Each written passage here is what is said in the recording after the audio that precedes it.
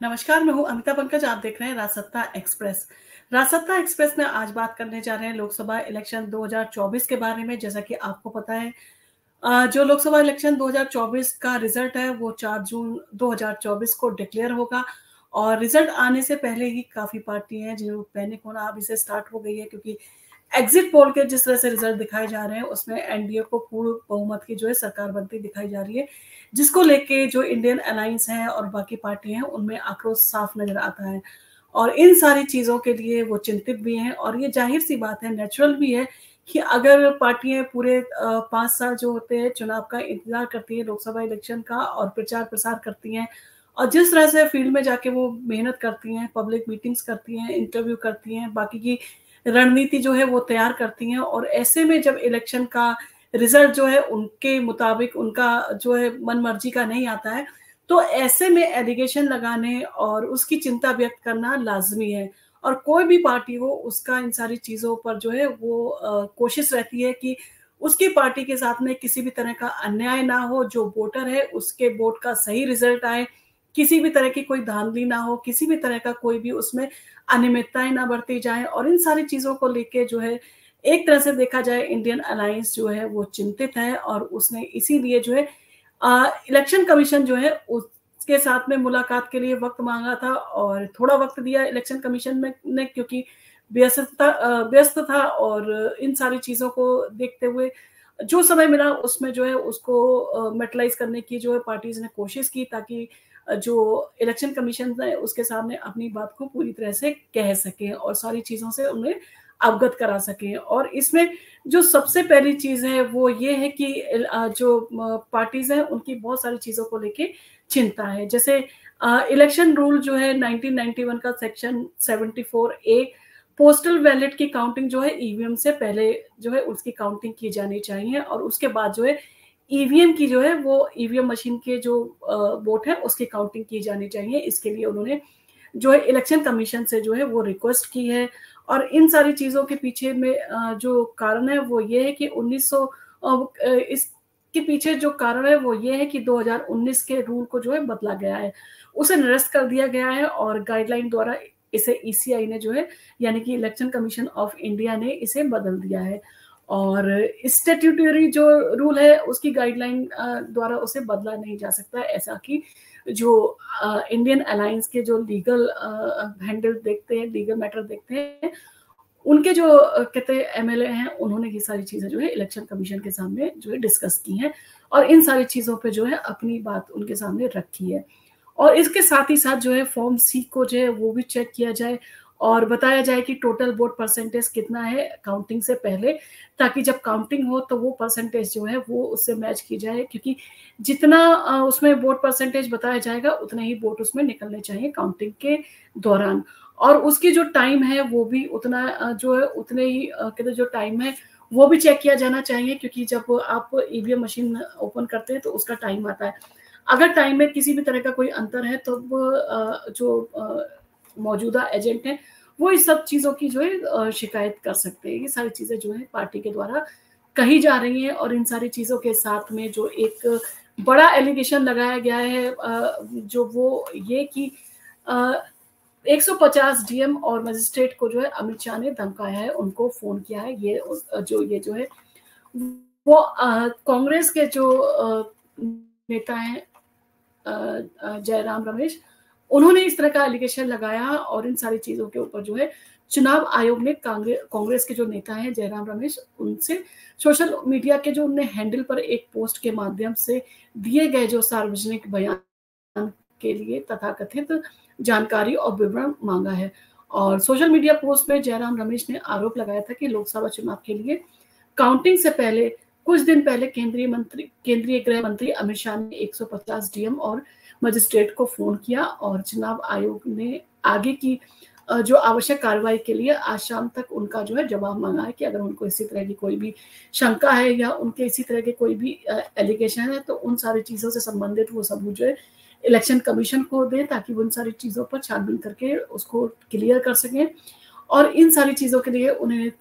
रविवार को शाम तक का समय दिया गया था और उनसे कहा गया था इन सारी चीजों पे अपना पक्ष जो है वो क्लियर करें। और 1 जून की शाम जो है 4:36 पर जयराम रमेश ने एक्स हैंडल पर एक पोस्ट किया था और इसमें उन्होंने जो है लिखा था कि निवर्तमान गृह मंत्री आज सुबह शनिवार को जिला कलेक्ट्रेट से फोन पर बात कर रहे हैं और अब तक उन्होंने 150 अफसरों से उनकी बात हो चुकी है और अफसरों को इस तरह से खुल्लम खुल्ला धमकाने की कोशिश जो है निहायत ही शर्मसार करने वाली है, शर्मनाक है और ऐसी जो है उस चीज को जो है अस्वीकार किया जाएगा, इसको स्वीकार नहीं किया जा सकता। जिस तरह की वो बात कर रहे हैं कि उनका कहना था कि 150 जो है डीएम को और मजिस्ट्रेट को जो है अमित शाह ने फोन करके धमकाया था काउंटिंग से पहले और उनसे अपने पक्ष में शायद जो है वो निर्णय दिए जाने की बात, ऐसी आशंका जो है जयराम रमेश ने लगाई थी, जिसके लिए इलेक्शन कमीशन ने उनसे जो है जवाब मांगा है और उन्हें अपना जवाब देना होगा। और जयराम रमेश ने लिखा कि याद रखिए कि लोकतंत्र जनादेश से चलता है, धमकियों से नहीं। और जून 4 को जनादेश के अनुसार नरेंद्र मोदी, अमित शाह व भाजपा सत्ता से बाहर होंगे और इंडिया जनबंधन जो है वो विजयी होगा और अफसरों को किसी प्रकार से दबाव में नहीं आना चाहिए, बस संविधान की रक्षा करनी चाहिए व निगरानी में है, यानी कि उनके ऊपर सब लोगों की निगाह है।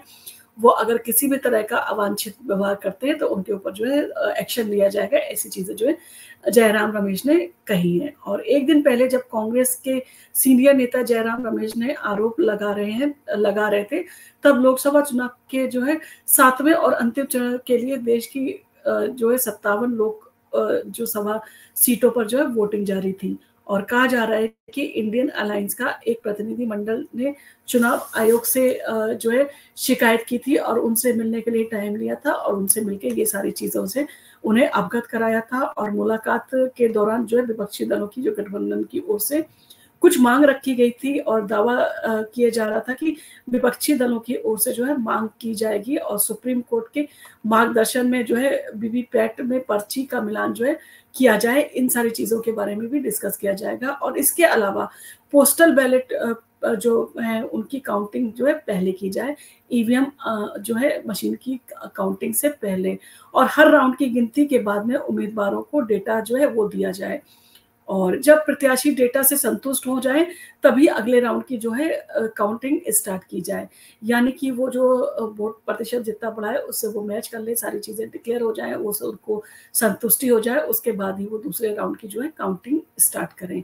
और 1951 के जो इलेक्शन रूल 74A का जो पोस्टल बैलेट मशीन से जो है काउंटिंग होगी, तो ये सारी चीजें हैं कि ईवीएम मशीन से पहले उसकी काउंटिंग होनी चाहिए, ऐसा की नियम था। और ईसीआई ने गाइडलाइन द्वारा 2019 के जो रूल को है बदल दिया है और उसे निरस्त कर दिया है। अब उन्होंने कहा है कि कोई भी काउंटिंग पहले की जा सकती है,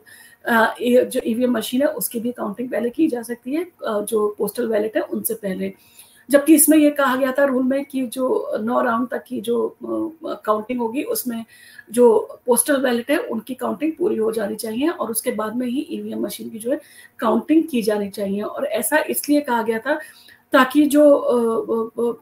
वोट है इसमें किसी भी तरह की कोई हेरा फेरी ना हो, किसी भी तरह का उसमें कोई धांधली ना हो सके। तो इन सारी चीजों के लिए कहा था कि पोस्टल जो बैलेट है उनकी काउंटिंग पहले हो जानी चाहिए। और इन सारी चीजों के ऊपर जो है जो अपोजिशन है वो लगातार जो है आरोप लगाता आ रहा है और लगातार उसकी शिकायत जो है वो ईसीआई से भी लगातार बनी हुई है। और गाइडलाइन के द्वारा जो नियम बदला गया है इस पे जो है अभिषेक मनु संघवी ने कहा कि ईवीएम काउंटिंग से पहले जो है रूल था कि पोस्टल बैलेट पेपर की काउंटिंग की जाए और स्टैट्यूटरी जो रूल है उसको पोस्टल जो है उसको पोस्टल बैलेट की गिनती उसमें की जाए, बाद में ईवीएम की काउंटिंग की जाए, ये कहा गया है। और ये जो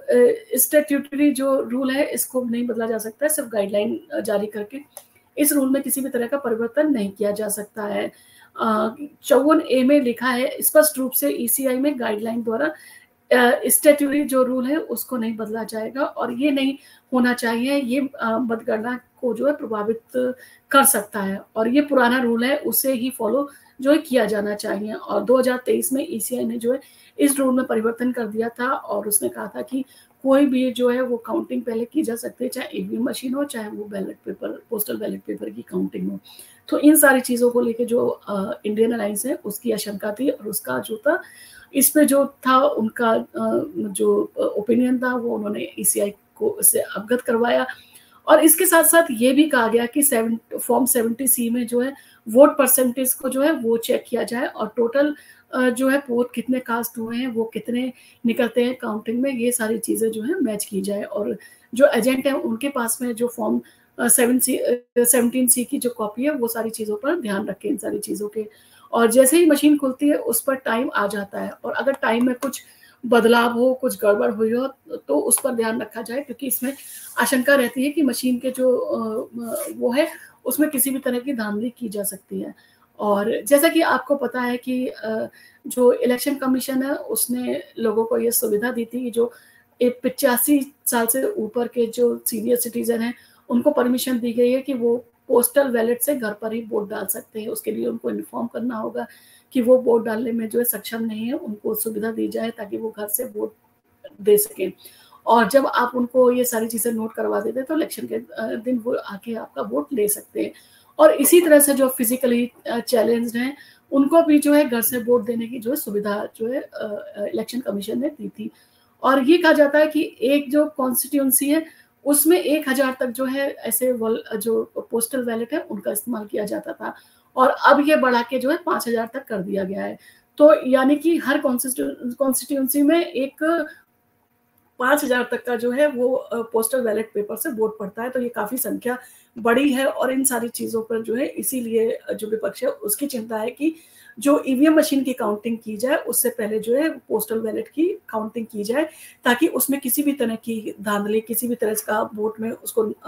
रद्द ना किया जाए। किसी आधार पर ये सारी चीज़ें जो है वो की जाती हैं, तो मनमानी इसमें किसी तरह की ना हो, हर चीज़ में ट्रांसपेरेंसी रहे। तो ये सारी चीज़ों के ऊपर जो है विपक्ष का जो है ईसीआई से मीटिंग थी, और ये सारी चीज़ें उसने डिस्कस की थी। इन सारी चीज़ों के ऊपर जो है वो ध्यान दिया जाए। और इलेक्शन रूल जो है 1991 का सेक्शन 74 ए के जो साफ कहता है कि वो जो पोस्टल बैलेट है उनकी काउंटिंग ईवीएम से पहले की जानी चाहिए, और 9 राउंड की जब काउंटिंग हो जाए तब तक जो है वो पोस्टल बैलेट पेपर की जो राउंडिंग वो निपटा देनी चाहिए, और लास्ट राउंडिंग जो है लास्ट जो राउंड है वो ईवीएम मशीन का जो है वोट का होना चाहिए। तो ये सारी चीज़ों को लेके जो है वो विपक्ष की चिंता है, और इन सारी चीज़ों के लिए भागदौड़ भी कर रहा है। ईसीआई को भी उसने अपना पक्ष रखा है, और इसके साथ-साथ वो प्रेस कॉन्फ्रेंस भी रखे हैं, और वो सारी चीज़ें कह भी रहे हैं। और एक पैनिक स्थिति इस कारण भी है कि जितने भी एग्जिट पोल दिखाए जा रहे हैं उसमें जो है एनडीए की सरकार बनती दिखाई जा रही है, जबकि इंडियन अलायंस का और अपोजिशन का कहना है कि उन्होंने जाके जो ग्राउंड पे उन्होंने लोगों से बात की थी, और जिस तरह से लोगों के मन में सत्ता को लेके आक्रोश था, जिस तरह से प्रधानमंत्री मोदी के लिए लोगों के मन में गुस्सा था, आक्रोश था, तो उन सारी चीज़ों को देखते हुए ये जो एग्जिट पोल हैं वो कहीं न कहीं मैनिपुलेट किए गए हैं। और इंडियन अलायंस का ये भी एलिगेशन है कि प्रधानमंत्री मोदी के ऑफिस में जो है ये एग्जिट पोल तैयार किए गए हैं, और इसमें जो है वो मनमाना जो है वो जो आंकड़े जो है वो दिए गए हैं। और उन्होंने यहाँ तक भी कहा कि कई जगह पे जो सीटें 3 हैं, और वहाँ पर जो है एनडीए की सरकार को 4 या 5 सीटें आती हुई दिखाई दी गई हैं। तो ये सारी चीज़ों में विपक्ष जो है वो साफ तौर पे कह रहा है कि जो इंडियन अलायंस की जो है सरकार बनने जा रही है, उन्हें 295 के करीब जो है सीटें मिलने वाली हैं। और यही चीज़ जो है अरविंद केजरीवाल ने भी अपने जेल जाने से पहले जो प्रेस कॉन्फ्रेंस की थी उसमें कहा था उन्होंने कि इंडियन अलायंस की जो है सरकार जो है पूर्ण बहुमत के साथ में आ रही है, उन्हें 295 के करीब जो है सीटें मिलने वाली हैं। और निवर्तमान प्रधानमंत्री का शब्द का इस्तेमाल किया है जयराम रमेश ने, और निवर्तमान गृह मंत्री का इस्तेमाल किया है जयराम रमेश ने। और जयराम रमेश और सुप्रिया सिंह ने जिस तरह की बात कर रहे हैं उनका कहना है कि इन सारी चीज़ों में जो है कुछ भी सच्चाई नहीं है, और ये साइकोलॉजिकली जो आंकड़े हैं वो जो है जो हमारी पार्टी है उसका मनोबल तोड़ने के लिए जारी किए गए हैं, और इसमें सच्चाई कुछ नहीं है। और 4 जून को जब रिजल्ट आएगा वो इससे बिल्कुल अलग आएगा, इससे बिल्कुल पलट होगा, इससे बिल्कुल डिफरेंट होगा। और उसमें जो है इंडियन अलायंस की सरकार जो है पूर्ण बहुमत से जो है वो आएगी। और ये सारी चीज़ें जो है अखिलेश यादव है वो भी कहते रहे हैं। और अब ये देखना होगा कि किसका जो है वो जनता के ऊपर प्रभाव पड़ा है, और किसको जनता कौन सा नेता है, कौन सी पार्टी है, कौन सा दल है जो जनता को प्रभावित कर पाया, जनता के दिल तक पहुंच पाया है और जनता की जरूरतों को उसने समझा है। और जैसा कि प्रधानमंत्री मोदी का भी कहना है कि वो तीसरे टेन्योर में आ रहे हैं और उन्होंने अभी से जो है रोड मैप भी बना लिया है अपने कामों का। 125 दिन का उन्होंने रोड मैप भी तैयार कर लिया है और उनकी सरकार एक दिन भी खाली नहीं बैठेगी और वो पहले दिन से ही जो है काम में लग जाएंगे। तो ये दावे सबके अलग अलग है, सबकी अलग अलग चीजें हैं, सबकी अलग अलग आशंका है, सब चीजें हैं। और कुछ लोग मीडिया के ऊपर एलिगेशन लगा रहे हैं कि मीडिया जो है वो मनमाना एग्जिट पोल दिखा रहा है। तो अब ये देखना होगा कि आखिर जनता के मन में क्या था और जनता ने जो है क्या आंकड़े दिए हैं और किस तरह से जनता ने जो है अपना मत जो है वो सरकार को दिया है, जो सरकार 4 जून 2024 को बनेगी। तो इन सारी चीजों को, इन सारी आशंकाओं के साथ, इन सारे जो है वो पैनिक जो है लोग हो रहे हैं और लोगों के दिलों की भी धड़कन बढ़ी हुई है, क्योंकि हर पार्टी के जो है फॉलोवर्स हैं, हर पार्टी के जो है वो बहुत ज़्यादा फैन फॉलोइंग होती है और लोगों को लगता है कि हमारी पार्टी जो है सत्ता में आए। और इस बीच अरविंद केजरीवाल भी जो है उनको इंटरिम बेल मिली थी, उन्होंने भी प्रचार प्रसार बहुत जोर शोर से किया था और दिल्ली पे भी उन्होंने सारी सीटों पर प्रचार किया था, कांग्रेस की जो सीट थी उनके लिए भी प्रचार किया था और पंजाब में जाके भी उन्होंने जो है अपनी पार्टी के लिए बहुत प्रचार प्रसार किया था और उन्होंने कहा था कि संविधान को बचाना है तो हमें पूर्ण बहुमत से आप सत्ता में लेके आए ताकि हम अपने देश को तानाशाह से बचा सके। तो अब देखना होगा कि जनता ने तानाशाह को पसंद किया है या इंडियन अलायंस के नेताओं को पसंद किया है, जो जनता के हित की बात कर रहे हैं, जनता का भला सोचते हैं, जनता के लिए नौकरी और 1 लाख रुपए जो है वो आते ही उनके अकाउंट में डालना खटाखट शुरू कर देंगे। तो देखते हैं कि सारे नेताओं की जो है वो जो उनकी योजनाएं थी और जो जनता के मन में जो जिस नेता के लिए जो है प्यार या जो उसके लिए अपेक्षाएं थी कि वो कौन सी पार्टी जो है उन अपेक्षाओं पे खरी उतरती है। तो इसके लिए 4 जून तक आप हमारे साथ बने रहिए, हम इसी तरह के वीडियो आपके साथ में आपके लिए लेके आते रहेंगे। आपको अगर हमारा वीडियो पसंद आया तो आप इसको लाइक कीजिए, शेयर कीजिए, अपने फैमिली और फ्रेंड के साथ में इसे जो है वो शेयर कीजिए और आप कमेंट भी कीजिए, क्योंकि आपके कमेंट जो है हमें मोटिवेट करते हैं और हमें ऐसी वीडियो बनाने के लिए प्रेरित करते हैं। धन्यवाद।